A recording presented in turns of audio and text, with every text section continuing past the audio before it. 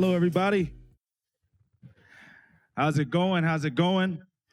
So my name is Amir Carlisle. I am one of the co-founders of the Players Company. I'm also a former professional athlete, played professional football, now turned financial literacy advocate. So today here to just you guys tell you a story. So a few weeks ago, I was on YouTube watching a video, and I came across this video about the American dream. And so I got on Google. I Googled the American dream. I just wanted to see what the definition was. And Oxford Languages defines the American dream as the ideal by which equality of opportunity is available to any American, allowing the highest aspirations and goals to be achieved. And so I sat there. I thought about it. I was like, is this really true? Let's find out. Does every American have an equal opportunity to succeed in life? And the short answer was simply no.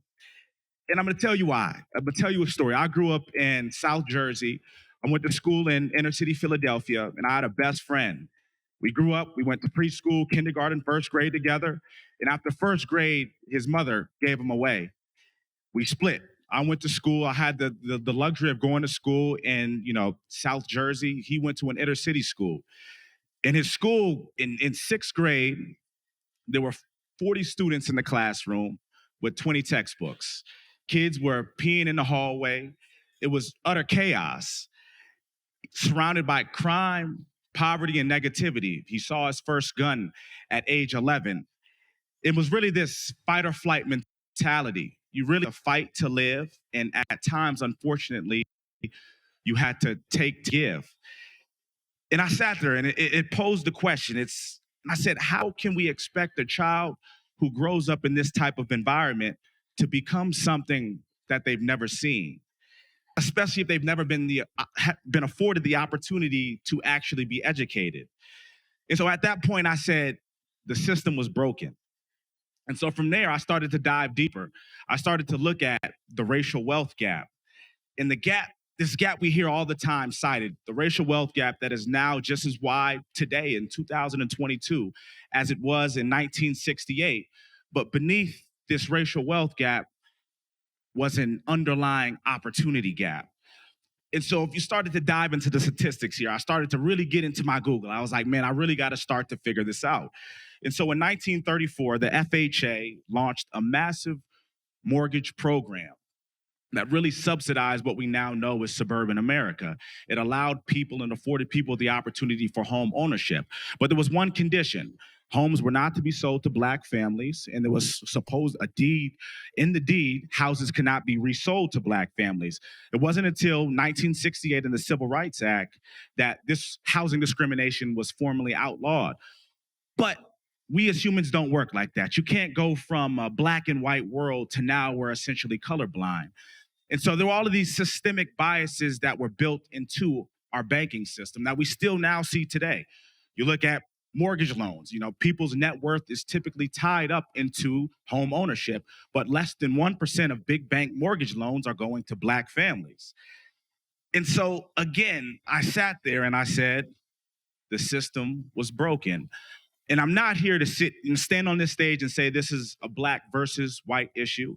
It's a Black and white and Hispanic and Asian and Indian and Native.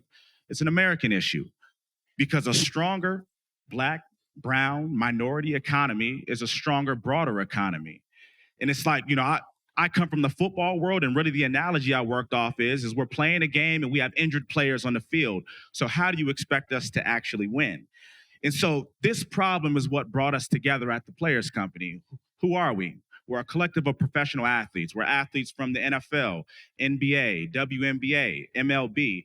And we really united under this passion to provide a better system that allowed minority and disadvantaged communities to actually genuinely, authentically build lasting wealth. And we really define wealth as three things: financial, mental, and physical. And so what is the Players Company?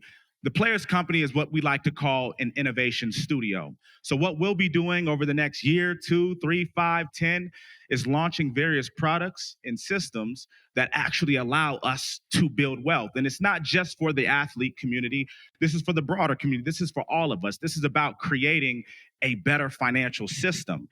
And so we're athletes that build, we're athletes that care, and we're building at the intersection of community, Web3, and wealth. And so here today, I wanted to tell you guys a bit about the first product that we'll be launching. The first project we're launching is called BankDAO. And what BankDAO is, it's a collaboration between bankers, community leaders, crypto natives to build this more inclusive financial system that we all envision and that we all need. Heard a few people talking on the stage earlier, and really what Web3 allows us to do is actually genuinely execute on what we envision the American dream to be. What it allows us to do, it allows us to optimize for value rather than optimizing for profit. It allows us to think from a human first standpoint. It allows us to give a voice to the voiceless, and it allows us to give power to the powerless. And that's essentially what we're trying to do with building out with BankDAO. How it operates is there's 3 distinct entities. You have the actual DAO component. You have a C Corp, which is going to be initially a digital banking platform. And then underneath the DAO, you have a 501c3 nonprofit. And so really what we saw is, like, you look at the banking system itself, beyond just, not providing access to capital for disadvantaged communities, it's a very one-way street where we put our money into the bank generates some form of net interest margin, and we get 0.01, 0.02% interest back. And so it's very one way. There really is no reciprocation to that value. And so what Web3 allows us to do, it allows us to create a two-way street. How can we both extract value, but more importantly, how can we now recycle value back to the community? And that's what we're all about. It's about creating this virtuous cycle of value where value created is value returned. And so how that operates is basically we generate revenue in a traditional banking sense, interchange fees, net interest margin, et cetera.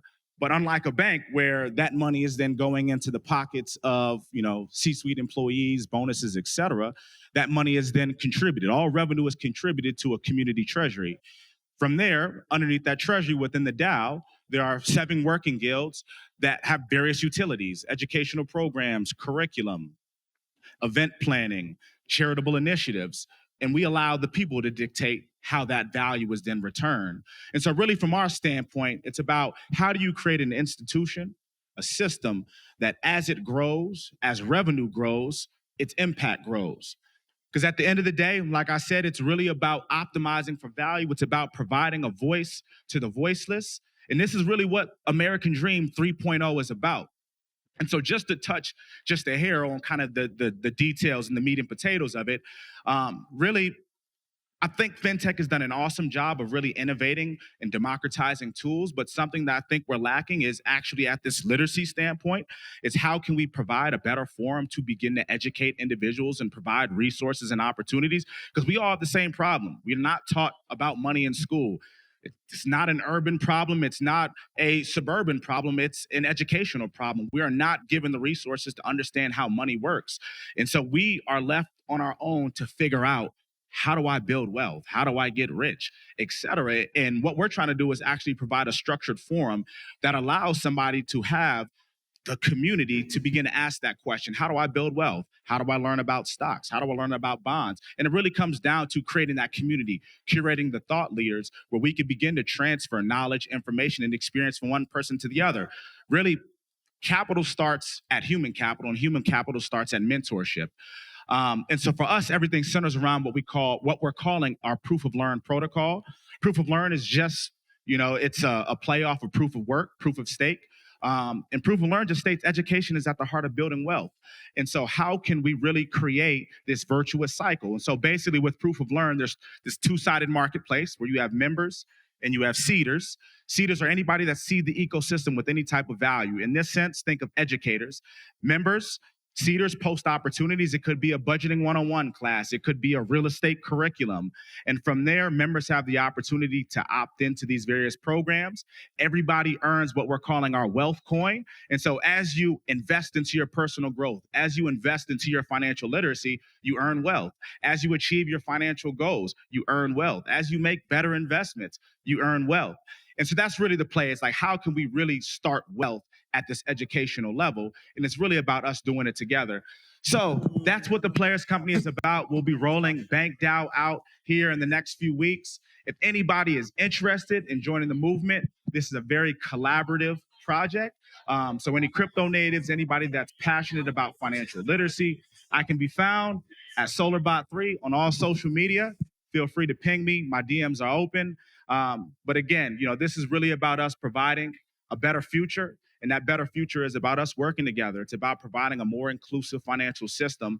And again, it's about providing a voice to the voiceless. That is our American Dream 3.0. Thank you guys for listening. I really appreciate your time. All right, let's hear it for Amir Carlisle.